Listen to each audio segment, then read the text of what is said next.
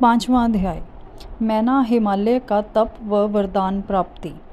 नारद जी ने पूछा, हे विधाता, देवी के अंतर्धान होने के बाद जब सभी देवता अपने अपने धाम को चले गए तब आगे क्या हुआ?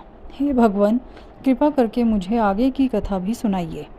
ब्रह्मा जी बोले, हे मुनि श्रेष्ठ नारद, जब देवी जगदम्बा वहाँ सभी देवताओं और हिमालय को आश्वासन देकर अपने लोक को चली गईं, तब श्री हरि विष्णु ने मैना और हिमालय को देवी जगदम्बा को प्रसन्न करने के लिए उनकी स्तुति करने के लिए कहा।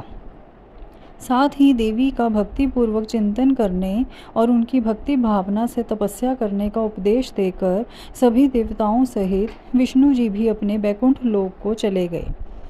तत्पश्चात मैना और हिमालय दोनों सदैव देवी जगदम्बा के अमृतमयी और कल्याणमयी स्वरूप का चिंतन करते और उनकी आराधना में ही मगन रहते थे। मैना देवी की कृपा दृष्टि पाने के लिए शिवजी सहित उनकी आराधना करती थीं। वे ब्राह्मणों को दान देती और उन्हें भोजन कराती थीं। मन में देवी दुर्गा को पुत्री रूप में पाने की इच्छा लिए हिमालय और मैना ने चैत्र मास से आरंभ कर 27 वर्षों तक देवी की पूजा अर्चना नियमित रूप से की।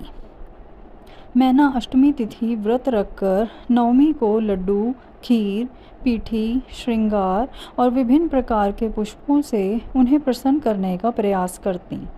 उन्होंने गंगा के किनारे दुर्गा देवी की मूर्ति बना रखी थी। वे सदैव उसकी नियम से पूजा करती थीं।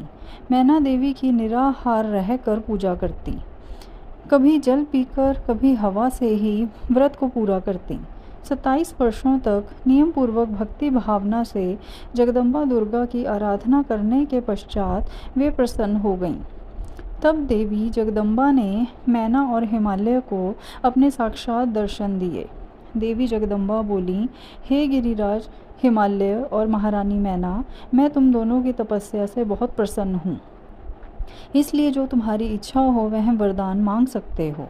हे हिमालय प्रिय मैना, तुम्हारी तपस्या और व्रत से मुझे बड़ी प्रसन्नता हुई है, इसलिए मैं तुम्हें मनोवांछित फल प्रदान करूँगी। सो जो इच्छा हो कहो। तब मैना देवी दुर्गा को भक्ति भावना से प्रणाम करके बोली, देवी जगदम्बिके, आपके प्रत्यक्ष दर्शन करके मैं धन्य हो गई। हे देवी, मैं आपके स्वरूप को प्रणाम करती हूँ। हे माते, हम पर प्रसन्न होइए।